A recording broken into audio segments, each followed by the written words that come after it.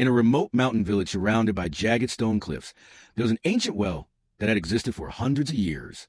The villagers called it the Black Stone Well. No one was allowed to go near it, especially at dusk. Every adult in the village warned their children again and again, after sunset, never look down into the well. But there are always curious children, and I was one of them. After hearing the stories about the well, I became obsessed. I had to see it with my own eyes. So when the sun slipped behind the mountains and the wind turned cold, I sneaked out of the house without my parents knowing. The moment I stepped outside, a freezing gust brushed across my face, raising goosebumps all over my skin. I was scared, but curiosity whispered inside my head, "You have to see it, just one look." The path leading to the well grew darker with every step. The sky turned deep purple, clouds drifting like they were hiding something above. Dry leaves crunched beneath my feet as the wind dragged them across the ground. And the farther I walked, the heavier the air felt, as if something was watching me from behind. I glanced around. Nothing, only the wind passing through ancient trees, creating sound that almost felt like whispers from somewhere far away. My heart pounded violently, yet my legs kept moving, pulled forward by an invisible force. When I reached the well, the temperature dropped suddenly. A cold breath rose from below, brushing against my face, damp, unnatural. My chest tightened, my hands trembled, but my eyes were drawn toward the pitch-black opening. And in that moment, it felt like I wasn't in control anymore. I slowly leaned forward and looked down. The well was completely black. It reflected no sky, no light, but it reflected my face. I thought, there's nothing strange here. I was about to turn away when I noticed something. The reflection wasn't staying still. It was smiling, a smile so wide it looked like its face was about to tear apart. I screamed, stumbled backward, and ran all the way home. That night, the house was silent. So silent I could hear the clock ticking. Tick, tick. Then from the front door, thud, thud, thud. Heavy knocks. Slow, deliberate, like bony knuckles striking wood. I froze and listened.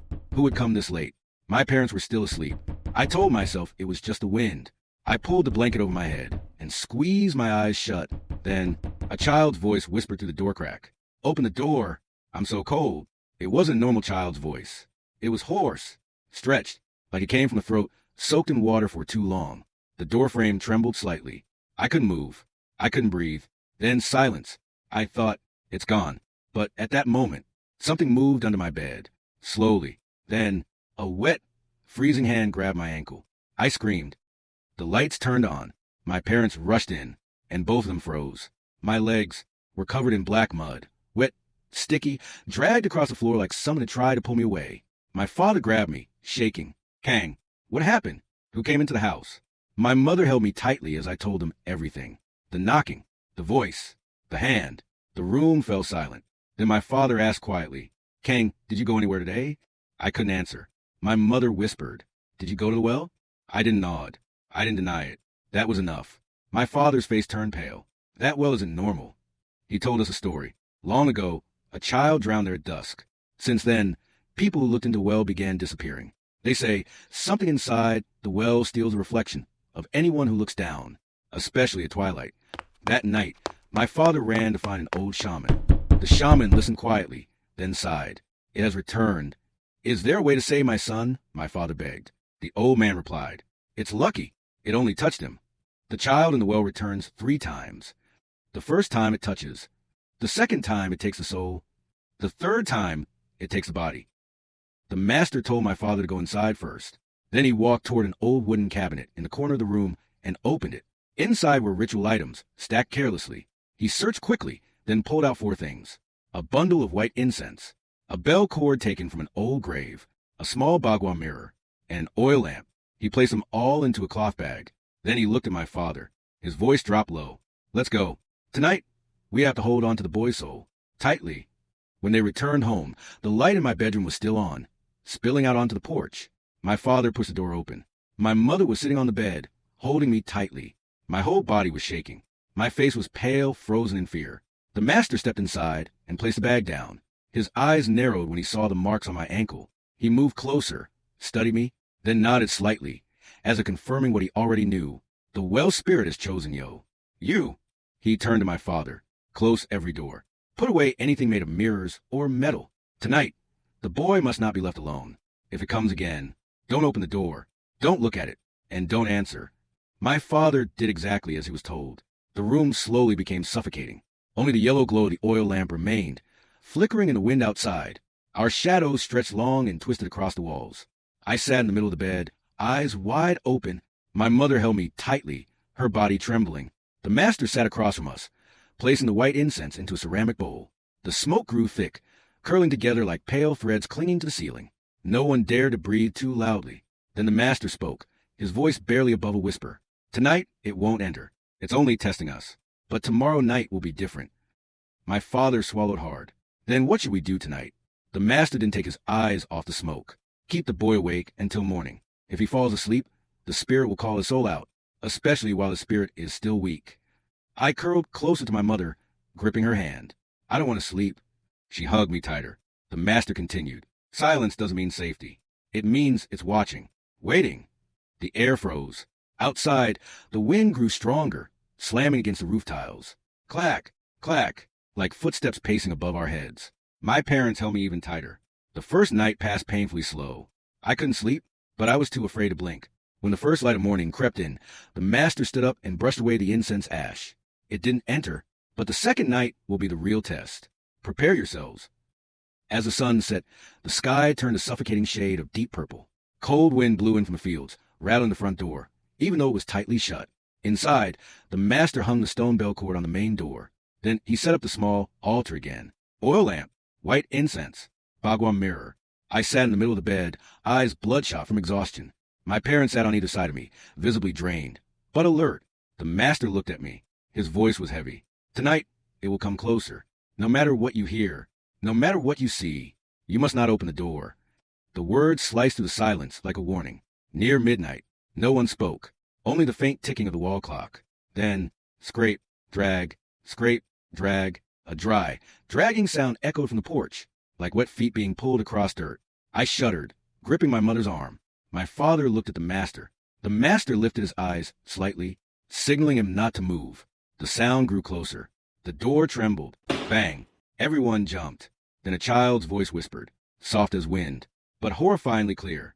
And the worst part, it sounded exactly like me. I know you're hiding. The door shook violently. The stone bell rang wildly on its own, even though there was no wind. I'm coming in. My parents grabbed me tightly. My face drained of color. My lips trembled. The bell suddenly rattled harder, as if someone were yanking it. The master closed his eyes and began chanting. Faster, deeper. A sudden cold wind swept through the room, even though every door was closed. My body jerked. My breathing became rapid, too rapid. My eyes widened, pupils dilated, as if I no longer recognized my parents. My body leaned toward the door, like something outside was pulling my soul. My mother screamed and tried to hold me back, but I wasn't struggling like a child. It felt like an invisible rope was dragging me forward. The master's eyes flew open. His voice dropped. It's calling his soul. If he stands up, if he follows the voice, it will take his body. My father grabbed my shoulders and shook me. Kang, look at me. Don't go anywhere. My body trembled violently. My head slumped forward. My lips turned blue. My skin felt ice cold, like it had been submerged in water. My mother called my name over and over, her voice breaking. Then I jolted, like waking from a nightmare. My eyes blinked rapidly, then filled with tears. I'm so scared. The room felt thick, suffocating. Only my broken breathing could be heard. The master checked the bell cord. It had stopped moving. It's gone for now, but tomorrow night it will be much stronger. No one loosened their grip on me. They were afraid that even a second of carelessness would let me be taken. My mother whispered, shaking, "Is there a way to end this for good?" The master paused. "Yes, but it must be done tomorrow night, and only when it's at its strongest." "When it fully appears?" my father asked. The master nodded. "If we do it too early, it will possess the boy permanently, and under no circumstances can he be allowed to fall asleep." Fear crawled through the room. I looked at my father, trembling. "Dad, please don't let me sleep." He squeezed my hand. "It's okay. We're here. We'll keep you awake." The master pulled a chair close to the bed, his hand resting on the stone bell. "It won't return tonight, but tomorrow we must be ready." That night, no one slept. The next day passed in a heavy silence. It felt as if a weight had been pressed onto everyone's chest. Every window in the house was sealed shut. The curtains were drawn tight, blocking out the sunlight, as the master had instructed. "Light weakens it," he said, "but it also makes it far more violent after dark." I wasn't allowed to sleep. My mother sat beside me, holding my hand. Whenever my head began to droop, she gently shook me awake. Every time my eyes closed, even for a second, I jolted upright, gasping for air, because every time I drifted off, I heard it calling my name. That evening, the master lit the incense. He placed a stone bell in a bowl of water, black as ink, on the floor, right in front of the main door. Every door in the house was closed. The air felt sealed. Trapped, my parents sat on the bed, holding me tightly. The master sat cross-legged on the floor, eyes fixed on his watch. 11:59. He took a deep breath. When it appears, he said quietly, you must hold the boy. No matter what happens, do not let go. My parents nodded. Their palms were soaked with sweat. Kung, kung, kung. The bell rang on its own. No one touched it. A freezing wind swept through the room, making the curtains billow outward, even though every door was still closed. The light flickered. I curled into myself, clutching my father's hand. Dad, I'm scared. He squeezed back. I'm here. But his voice was shaking. Then, footsteps. Clack, clack, clack. Someone was walking alone down the wooden hallway. Slow, deliberate, closer, closer, until it stopped right outside my bedroom door. My mother's entire body trembled. My father clenched his teeth, holding me tighter.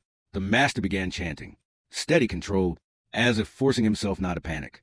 The doorknob turned. Click. It didn't open, just turned, as if something were testing it.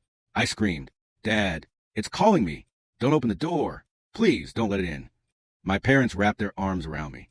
The light went out. Total darkness. Only my sobbing could be heard. Hold him, the master shouted. The door exploded open with a deafening bang. And then, a shadow pushed its head inside. Tall, unnaturally tall. Its neck stretched almost to the ceiling. 2 blood-red eyes stared into the room. Its mouth split wide, stretching all the way to its ears. It whispered, Kang, come outside. I screamed. My mother cried hysterically. My father's body shook violently, but he did not let go. The stone bell rattled like it was about to shatter. The master dropped low, his voice trembling but firm. Now it begins. He hurled a handful of black ash toward the doorway. The ash vanished midair, as if swallowed by an invisible mouth. The shadows straightened. Its neck cracked loudly, like bones snapping. Then it stepped into the room. Slow, certain. The wind outside stopped instantly. The air compressed. Thick, heavy. The moment its foot crossed the threshold, the stone bell rang violently. Clang, clang, then silence. When the bell goes silent, it means the spirit is inside the house. The oil lamp went out. The room plunged into darkness, thick as the water at the bottom of a well. I burst into tears. It sits behind me. In the darkness, the shadow took shape. A soaking wet child. Pale skin. Empty eyes. Its mouth split into a grotesque smile. It looked exactly like me. Its voice was warped. Give me my body back. It lunged toward me. I screamed. My mother clutched me in terror. My father's legs nearly gave out. Hold him, the master yelled. He rushed forward and slammed the bagua mirror onto the thing's face. A piercing shriek tore through the room. The walls shook violently. The double melted, turning into black water that spread across the floor, then vanished completely. The bell stopped ringing. I collapsed unconscious in my father's arms. My mother panicked, turning to the master, but he raised a hand. It's over. The boy won't be disturbed again. She clutched me tightly, as if releasing years of fear. My father asked quietly, So the well, does that mean it can't harm my son anymore? The master nodded. The well spirit still exists, but the well must be sealed, or it will bring disaster again. My father exhaled deeply. He grabbed the master's hands. Thank you for saving my child. The next morning, the master went to Blackstone Well. He hung the stone bell and sealed the mouth of the well completely.